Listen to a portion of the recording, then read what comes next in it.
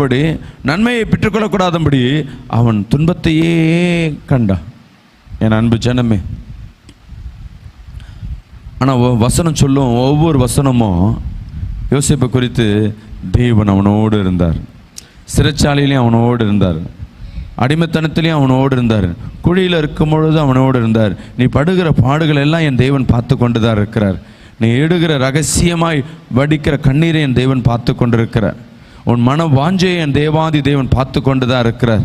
மற்றவர்களுக்கு உன்னை பார்க்கும் பொழுது உன் வேதனைகள் புரியாது, என் அருணாதர் இயேசு கிறிஸ்துக்கு உன் வேதனையை புரியும். ராமேன்னு சொல்லுவேமே. அல்லேலூயா, அல்லேலூயா. உன்னை மீட்டெடுக்கும்படி தான் என் தேவன் வந்திருக்கிறார். என் அன்பு ஜனமே, உனக்கு சகாயம் கொடுக்க தான் என் தேவன் வந்திருக்கிறார்.